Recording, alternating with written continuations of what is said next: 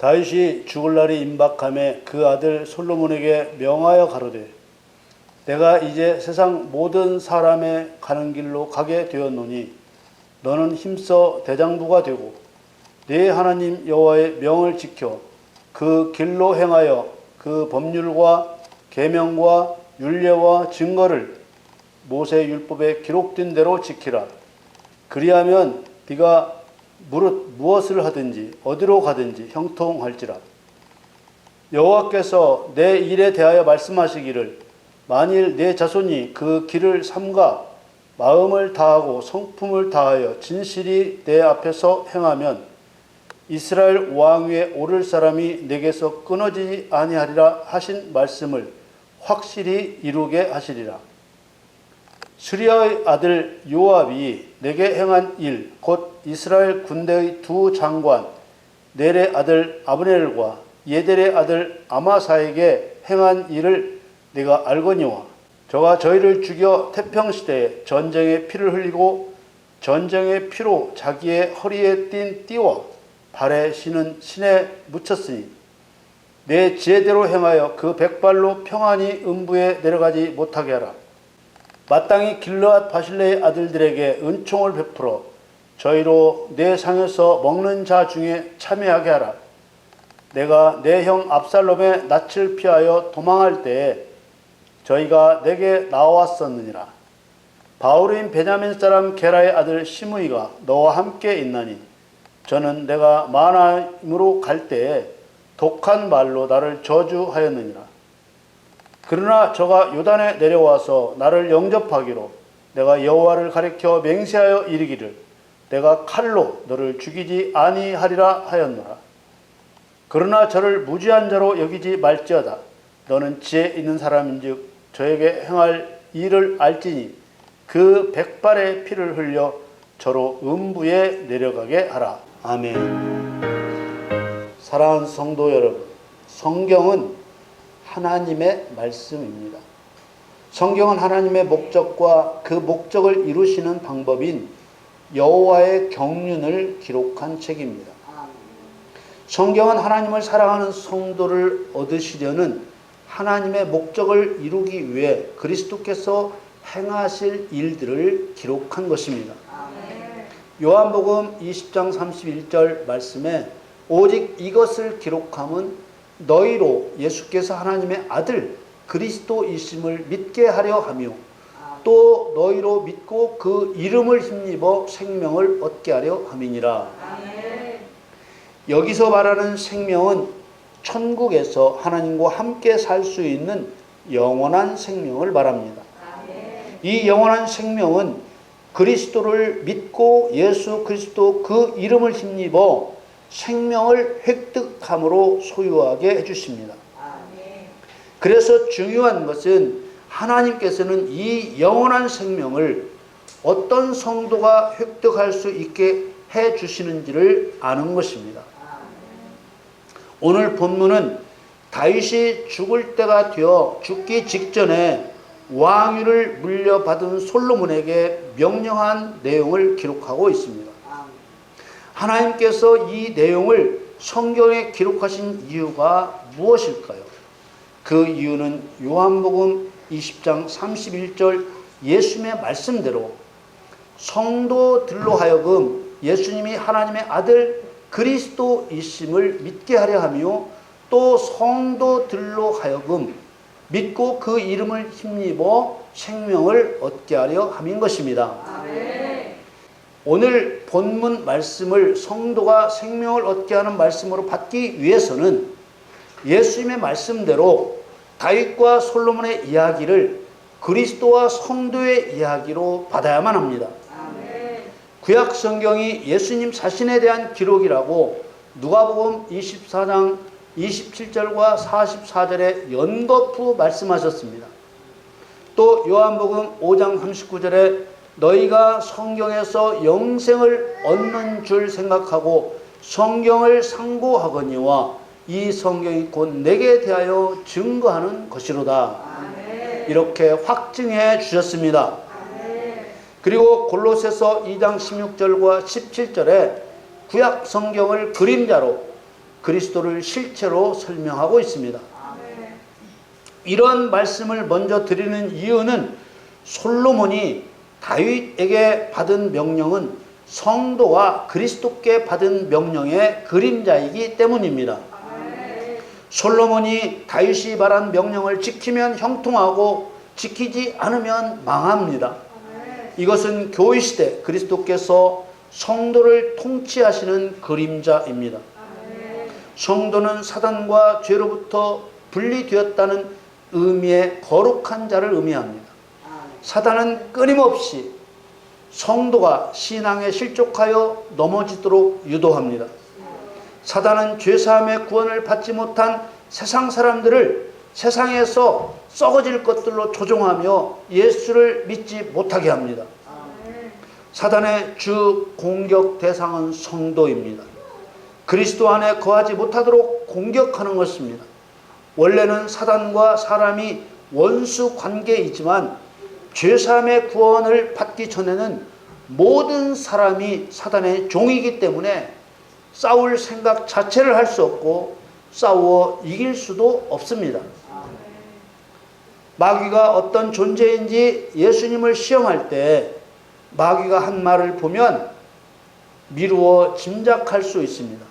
누가복음 4장 5절에서 7절 말씀에 마귀가 또 예수를 이끌고 올라가서 순식간에 천하만국을 보이며 가로되 이 모든 권세와 그 영광을 내가 네게 주리라.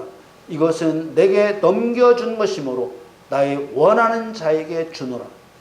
그러므로 네가 만일 내게 절하면 다 내 것이 되리라. 마귀가 이런 권세를 가지게 된 것은 진자는 이긴 자의 종이 되는 하나님의 원리를 따라 사람에게 주셨던 세상의 모든 권세와 영광을 마귀에게 빼앗긴 것입니다. 그래서 마귀가 빼앗은 천하만국 세상 권세 영광을 준다고 한 것입니다. 하나님을 자신의 주권자로 섬기지 않는데도 하는 일이 잘 되고 부자가 되는 것은 모두 마귀가 밀어주기 때문입니다. 그 끝은 멸망이 기다리고 있지만 사람들은 속임을 당하고 있기 때문에 실상을 알지 못합니다. 이때 진리로 거짓을 깨뜨려 줘야 하는데 말로만 해서는 절대로 믿지 않기 때문에 진리로 설명하고 능력으로 증거해 줘야만 하는 것입니다. 그러나 주의해야 하는 것은 거짓 선자도 하나님의 능력을 흉내내 택하신 백성도 속여 믿음에서 떨어져 나가게 하기 때문에 영적 분별이 필요합니다. 마가복음 13장 22절 말씀에 거짓 그리스도들과 거짓 선자들이 일어나서 이적과 기사를 행하여 할 수만 있으면 택하신 백성을 미혹해 하려 하리라. 능력을 행하는 거짓 그리스도와 거짓 선자들과 참된 사역자를 구별할 수 있는 가장 중요한 성경적인 기준이 있습니다. 그 기준은 능력을 행하되 귀신을 쫓아내지 않으면 거짓 그리스도, 거짓 선지자입니다.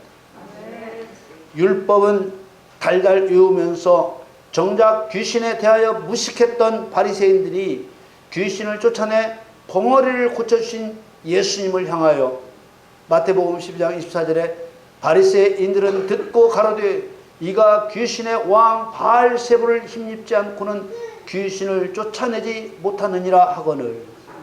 이렇게 말하며 마치 귀신의 세계를 잘 아는 사람들처럼 말했습니다.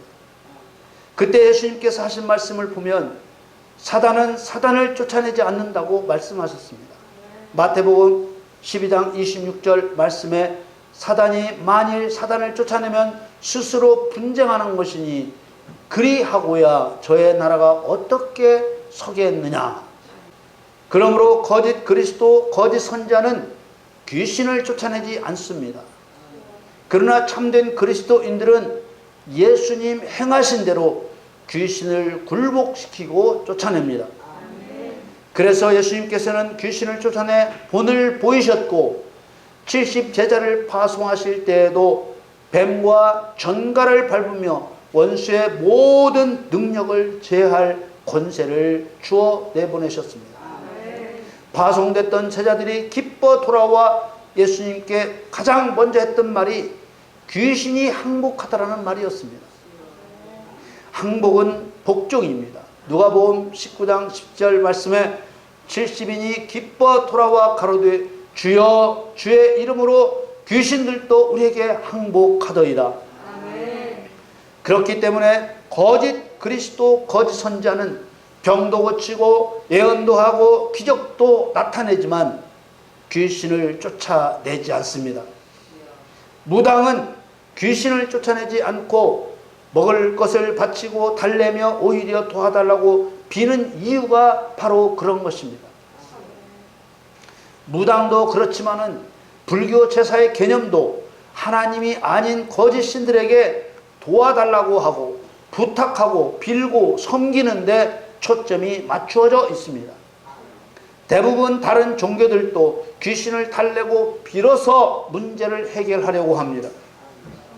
이런 방식들은 다른 모든 종교들이 사단의 종이기 때문에 그런 것입니다. 그러나 하나님께서는 성도에게 귀신을 멸하는 권능을 주어 문제를 해결하게 하십니다. 하나님께서 그렇게 하시는 이유는 사람이 사단의 교활함과 악함을 깨닫게 하심으로써 의로우신 하나님을 신뢰하고 의지하며 경외하게 하셔서 피조물로서 창조주를 섬기는 올바른 삶을 살게 하시려는 것입니다. 하나님으로부터 창조된 인간이 죄와 죽음이라는 본질적인 문제를 근원적으로 해결받는 유일한 길은 하나님께 있고 하나님 뜻에 달려 있는 것입니다. 그러므로 그리스도의 모형인 아버지 다윗이 성도의 모형인 솔로몬에게 명령한 명령의 본질은 하나님의 뜻인 원수 사단을 멸하는 데 초점이 맞추어져 있는 것입니다. 그리고 그 명령을 지켜 행하면 모든 일에 형통하여 생명을 얻고 그 명령을 지켜 행하지 않으면 오히려 멸망을 당하는 것입니다. 레위기 20장 22절에 너희는 나의 모든 규례와 법도를 지켜 행하라. 그리하여야 내가 너희를 인도하여 거하게 하는 땅이 너희를 토하지 아니하리라. 그리스도인들을 죽이는 가장 강력한 거짓말은 가나안 땅에 들어가면 당연히 천국 간다고 하는 거짓말, 죄사함의 구원을 받으면 당연히 천국 간다고 하는 거짓말이 성도를 쭉정이가 되게 하고 있습니다.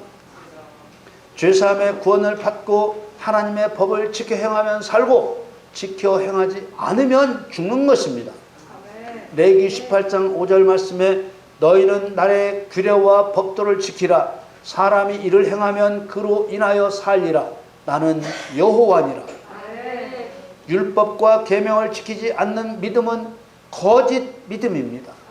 마태복음 19장 17절 말씀에 예수께서 가라사대 어찌하여 선한 일을 내게 묻느냐. 선한 이는 오직 한 분이시니라. 네가 생명에 들어가려면 계명들을 지키라. 이렇게 말씀하셨습니다. 이런 말씀들과 본질적인 원리들을 생각하면서 오늘 본문을 살펴보겠습니다. 열왕기상 2장 1절 3절 말씀에 다윗이 죽을 날이 임박함에 그 아들 솔로몬에게 명하여 가로되 내가 이제 세상 모든 사람의 가는 길로 가게 되었노니 너는 힘써 대장부가 되고 네 하나님 여호와의 명을 지켜 그 길로 행하여 그 법률과 계명과 율례와 증거를 모세의 율법에 기록된 대로 지키라. 그리하면 내가 무릇 무엇을 하든지 어디로 가든지 형통할지라. 2절에 아버지는 아들에게 너는 힘써 대장부가 되라고 했습니다. 이는 아주 강력한 사람이 되라는 말입니다.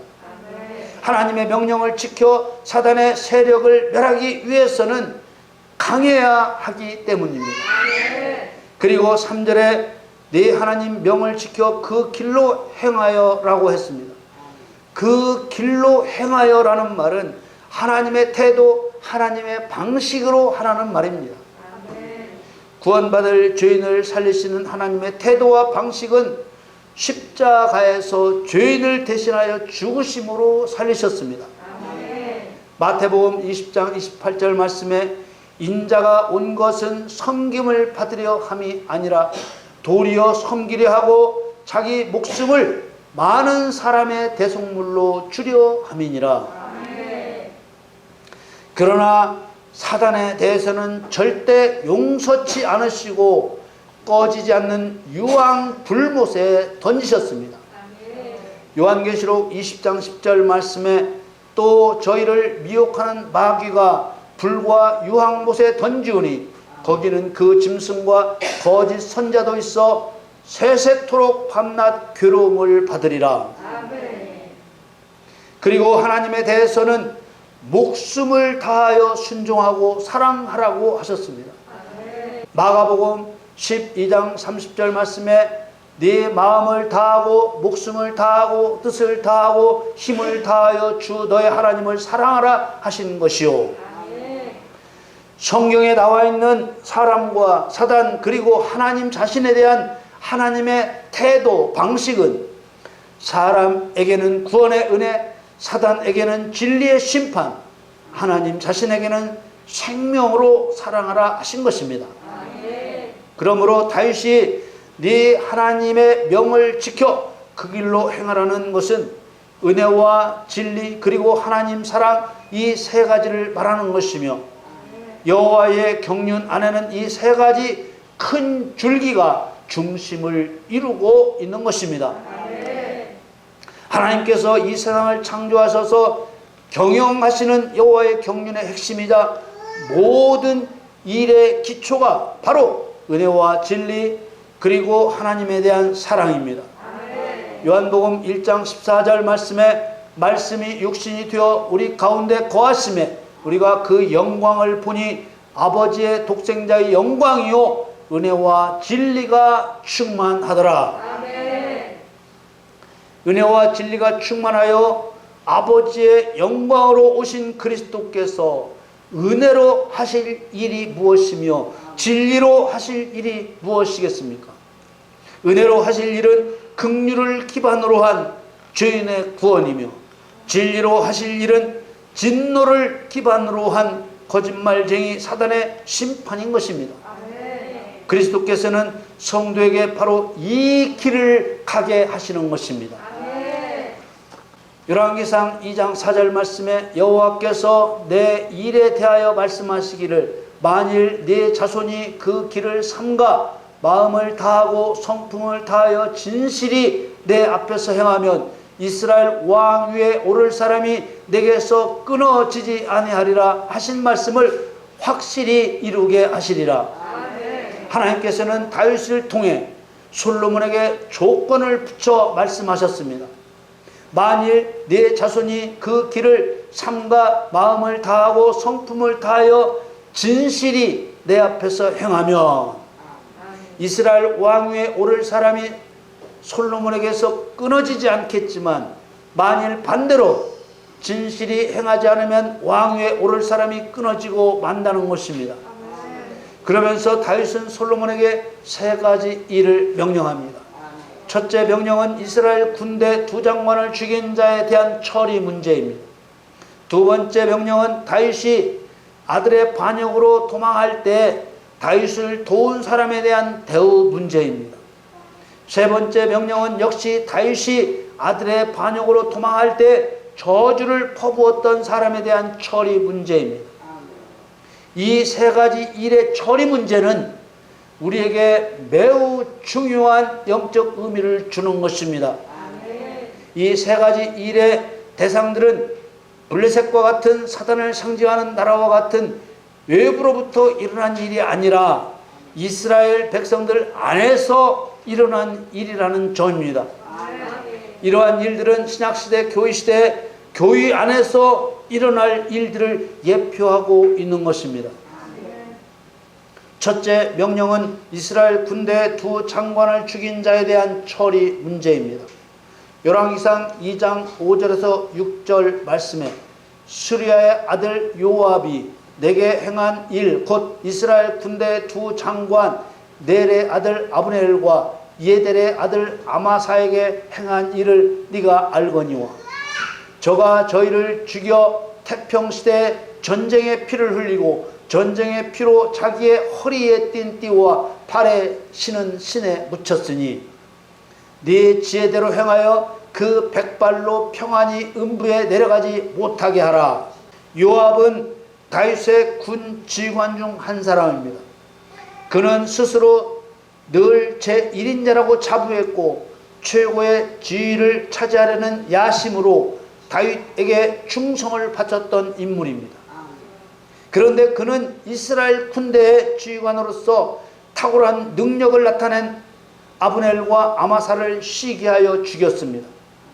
다윗은 요압의 죄를 태평시대에 전쟁의 피를 흘리고 전쟁의 피로 자기의 허리에 띤 띠와 팔에 신은 신에 묻혔다고 했습니다.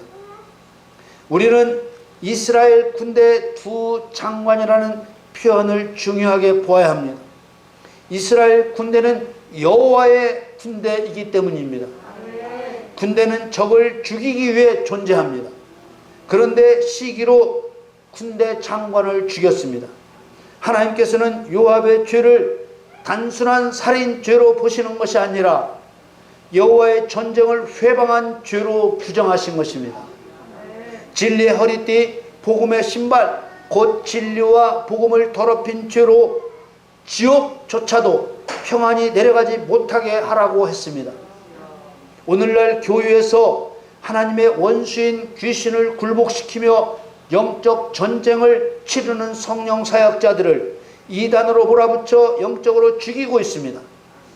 이들의 행위는 성령 회방 죄에 해당하여 용서받지 못하고 멸망당하고 마는 것입니다. 두 번째 명령은 다윗이 아들의 반역으로 도망할 때 다윗을 도운 사람에 대한 대우 문제입니다. 열왕기상 2장 7절 말씀에 마땅히 길르앗 바실레의 아들들에게 은총을 불어 저희로 네 상에서 먹는 자 중에 참회하게 하라. 내가 내 형 압살롬의 낯을 피하여 도망할 때 저희가 내게 나왔었느니라. 이때 사람들은 맨발로 도망하는 다윗이 아들에게 왕권을 빼앗기고 그 권세는 끝날 것으로 생각했습니다. 그런 상황에서 다윗 쪽에 붙는다는 것은 왕권을 빼앗은 아들 압살롬에게 죽을 수도 있는 상황인 것입니다. 그러나 바실레와 그의 아들들은 아무것도 없이 마하나임으로 피신한 다윗에게 먹을 것을 공개한 것입니다. 길르앗 바실레와 그의 아들들은 마태복음 25장 양과 염소의 비유에서 말씀하시는 의인에 속하는 사람들입니다. 마태복음 25장 40절에 임금이 대답하여 가라사대 내가 진실로 너희에게 이르노니 너희가 여기 내 형제 중에 지극히 작은 자 하나에게 한 것이 곧 내게 한 것이니라 하시고 사단에게 억압되어 가난하고 병들어 멸시받는 사람들을 살려낸 의인들이며 그리스도와 함께 왕노릇할 성도들입니다. 누가복음 22장 30절에 너희로 내 나라에 있어 내 상에서 먹고 마시며 또는 보좌에 앉아 이스라엘 12지파를 다스리게 하려 하노라. 아멘. 여러분들에게 이런 은혜가 동일하게 임하기를 축복합니다. 아멘. 세 번째 명령은 역시 다윗이 아들의 반역으로 도망할 때 저주를 퍼부었던 사람에 대한 처리 문제입니다. 열왕기상 2장 8절 9절 말씀에 바울임 베냐민 사람 게라의 아들 시므이가 너와 함께 있나니 저는 내가 마하나임으로 갈 때 독한 말로 나를 저주하였느니라. 그러나 저가 요단에 내려와서 나를 영접하기로 내가 여호와를 가리켜 맹세하여 이르기를 내가 칼로 너를 죽이지 아니하리라 하였노라. 그러나 저를 무지한 자로 여기지 말지어다. 너는 지혜 있는 사람인즉 저에게 행할 일을 알지니 그 백발의 피를 흘려 저로 음부로 내려가게 하라. 아멘. 시므이는 그리스도를 하찮게 여기는 기회주의자입니다. 자기에게 이익이 없을 때 그리스도의 몸된 교회를 하찮게 여기고, 아쉬울 때는 자기의 이익을 위해 살아가는 잘못된 성도의 상징입니다. 이런 자를 죄 없는 자로 여기지 않고 지옥에 내려가는 것조차도 백발의 피, 곧 인생의 끝자락에 비참함으로 내려가게 하라고 했습니다. 사랑하는 성도 여러분, 오늘 본문은 신약시대 교회에서 일어날 일들에 대한 그림자입니다.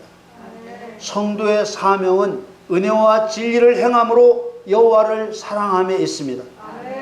우리는 우리 자신 안에 성령의 일을 회방하는 마음이 숨어 있어 원수 사단을 멸하려는 마음을 죽이고 있지는 않은지 살펴보고, 또 성령 사역을 감당하며 원수 사단을 멸하는 사역을 돕지 않고 회피하고 비난하고 있지는 않은지 살펴보아야 합니다. 또 시므이와 같이 그리스도를 대함이 자기 기준에 따라 자기 유익을 쫓아 행하지 않는지 살펴야 합니다. 우리는 오직 바실레와 그의 아들들처럼 그리스도를 섬기되 자기 것을 풀어 그리스도의 일이 잘 되게 해야 할 책임이 있는 것입니다.